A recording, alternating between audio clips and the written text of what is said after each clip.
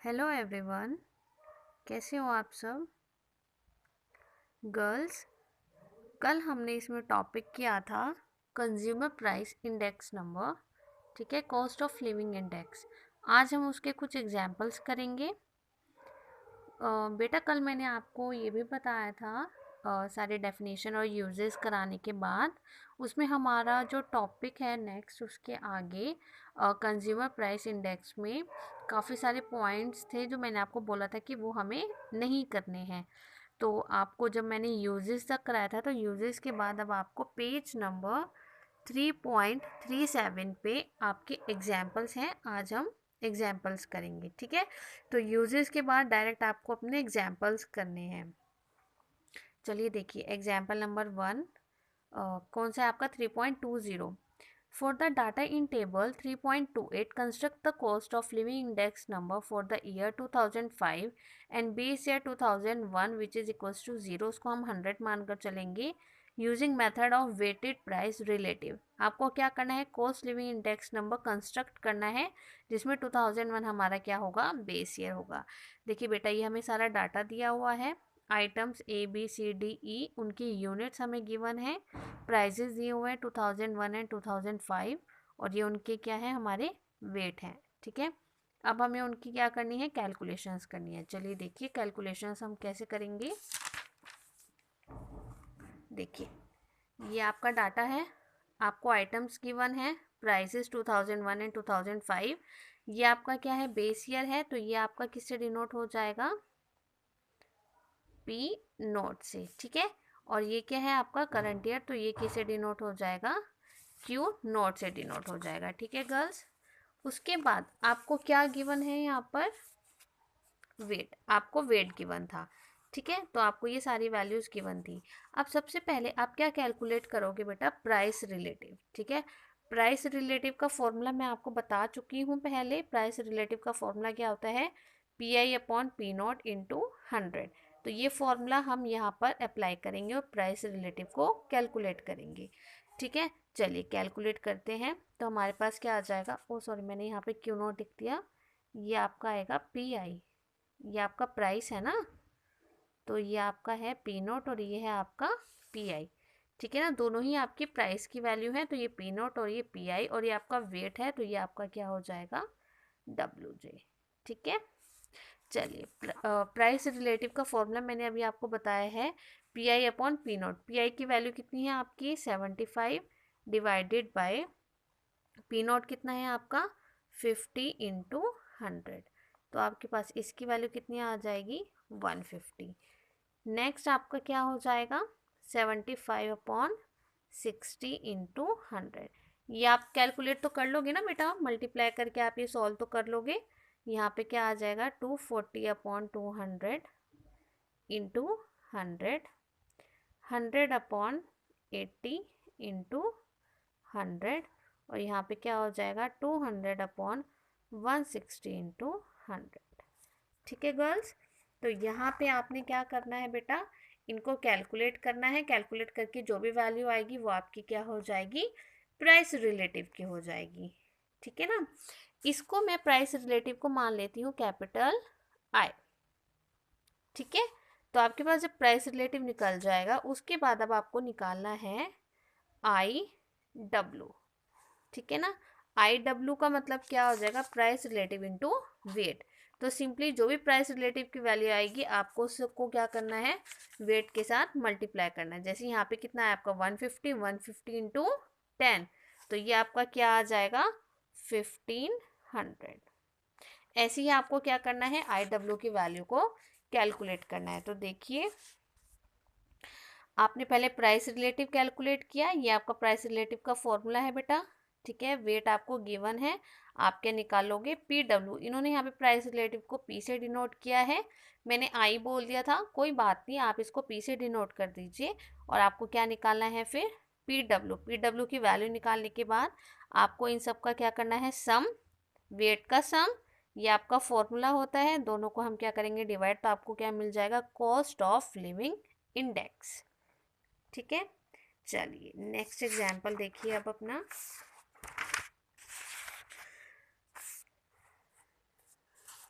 From the data given below, calculate the cost of living index number for the current year by aggregate expenditure method. देखिए हमें सारे articles given हैं, quantity consumed in base है, हमें quantity दी हुई है कि इन सब की हमने कितनी क्वांटिटी ली थी, हमें क्या कैलकुलेट करना है, कॉस्ट ऑफ लिविंग इंडेक्स, और मेथड कौन सा यूज करना है, एग्रीगेट एक्सपेंडिचर।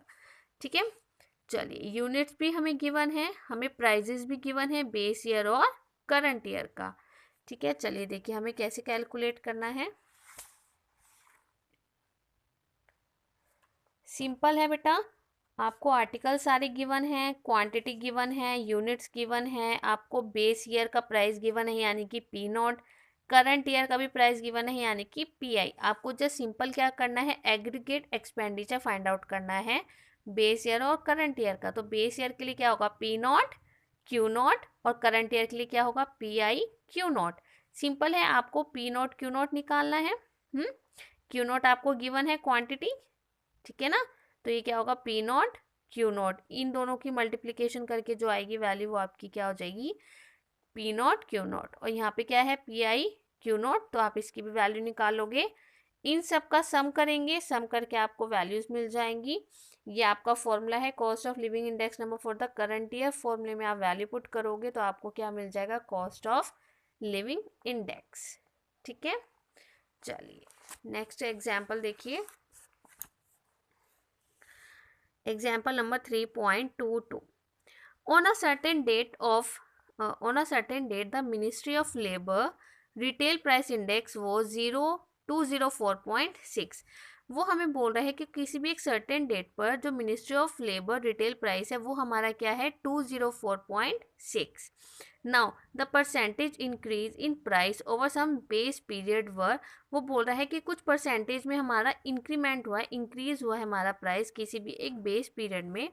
तो जो रेंट एंड रेट्स है उसमें कितना है हमारा 65, क्लोथिंग में 220, फ्यूल एंड लाइट में 110, मिसलीनियस में 125।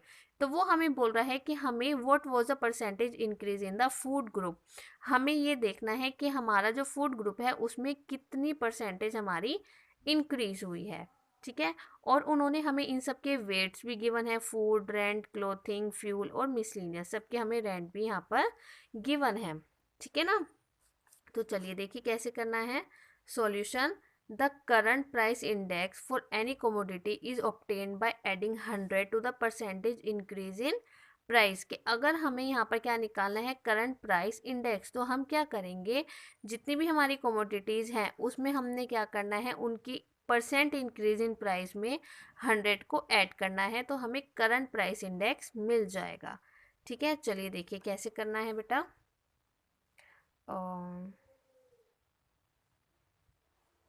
ठीक है, देखो आपको कमोडिटीज़ गिवन थी ये सारी, हमें परसेंटेज दी हुई थी, लेकिन हमें क्या करना था, फूड की हमें चेक करना था कि कितना परसेंट हमारा इंक्रीज हो रहा है। तो इसलिए मैंने फूड को यहाँ पर क्या ले लिया है, एक्स। रेंट, क्लोथिंग, फ्यूल और मिसलिनियस की वैल्यूज़ हमें दी हुई थी। उसके बाद उन्होंने हमें बोला था कि जो आपका करंट इंडेक्स है, करंट इंडेक्स के लिए हमें क्या करना है कि जो भी हमें परसेंट इंक्रीज दिया हुआ है उसमें हमें 100 को क्या करना है, ऐड करना है। यानी कि जो यहाँ पे आपके पास x है, x में 100 को ऐड करोगे तो क्या हो जाएगा, 100 प्लस एक्स। 60 में आपको 100 ऐड करना है तो 65 प्लस 100 कितना होगा, 165। ऐसी ही सारी वैल्यूज़ में हमने क्या करना है, 100 को ऐड करना है, तो हमें क्या मिल जाएगा, करंट इंडेक्स मिल जाएगा। वेट आपको ऑलरेडी गिवन था क्वेश्चन में बेटा। ठीक है, तो जो करंट इंडेक्स है इसको हम किससे डिनोट कर रहे हैं, आई से। ये आपका क्या है, डब्ल्यू, ये क्या है आपका आई। आपको क्या फाइंड आउट करना है, आई डब्ल्यू। ठीक है ना, आई डब्ल्यू आप फाइंड आउट कर लोगे तो आपको यहाँ पर ये वैल्यूज़ मिल जाएंगी आई डब्ल्यू की। ठीक है, आपको इनका सम करना है, वेट का सम करना है। वेट का सम करने के बाद ये आपका फॉर्मूला है कॉस्ट ऑफ लिविंग इंडेक्स का। ठीक है, जो ऑलरेडी हमें क्वेश्चन में क्या दिया हुआ था, 204.6। तो हमें यहाँ पर क्या करना है, एक्स की वैल्यू फाइंड आउट करनी है। तो फॉर्मूले में आप जब वैल्यू पुट करोगे तो वैल्यू पुट करने के बाद हमने उसको किसके इक्वल रखना है, 204.6 के इक्वल रखना है, और यहाँ से आपको क्या करना है, एक्स की वैल्यू को फाइंड आउट करना है। ठीक है, तो जो आपकी एक्स की वैल्यू होगी वो क्या होगी, percentage increase in price of the food group. ठीक है, तो आपका ये एग्जाम्पल भी आसान है।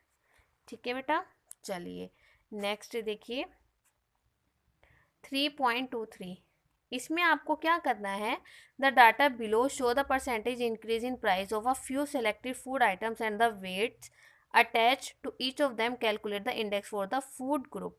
यहाँ पर देखो हमें सारा डाटा दिया हुआ है, फूड आइटम्स दी हुई हैं, उनके वेट और परसेंटेज इंक्रीज इन प्राइस दिया हुआ है, ठीक है। हमें कैलकुलेट करना है इंडेक्स नंबर। उसके बाद जब हम यहाँ पर ये सारा कैलकुलेट कर लेंगे तो वो कैलकुलेट करने के बाद हमें यहाँ पर क्या चेक करना है, using the above food index, यहाँ से जो हम फूड इंडेक्स निकालेंगे and the information given below calculate the cost of living index. देखिए ये सारी की सारी हमारी फूड आइटम्स गिवन है, ठीक है। तो यहाँ जो आपकी सारी फूड आइटम्स गिवन है उसका जब हम इंडेक्स नंबर निकालेंगे, उस इंडेक्स नंबर को हमें यहाँ पर पुट करना है और यहाँ पर पुट करने के बाद इन सारे डाटा से हमें क्या फाइंड आउट करना है, cost of living index number, ठीक है गर्ल्स। चलिए देखिए कैसे करना है बेटा। सबसे पहले आपको क्या करना है, आपको ये सारा डाटा गिवन है ना। देखिए फूड आइटम्स गिवन थे, ठीक है, rice, wheat, dal, ghee, oil, spices, milk, fish, vegetable और रिफ्रेशमेंट, ये सारे आपके फूड आइटम्स हैं। इन फूड आइटम्स की इन्होंने हमें वेट दिया हुआ है और परसेंटेज इंक्रीज दिया हुआ है, ठीक है। तो जैसे इससे पहले वाले एग्जाम्पल में भी हमने क्या निकाला था, करंट इंडेक्स। आई यहाँ पर क्या है बेटा आपका, ये है आपका करंट इंडेक्स, ठीक है ना। तो हमें क्या निकाला है, करंट इंडेक्स। और करंट इंडेक्स मैंने आपको बताया था जो भी हमें प्राइस इंक्रीज दिया हुआ है उसमें हमें 100 को क्या करना है, ऐड करना है। तो 180 प्लस 100 280, 202 प्लस 100 कितना हो जाएगा, 303, 115 प्लस 100 कितना हो जाएगा,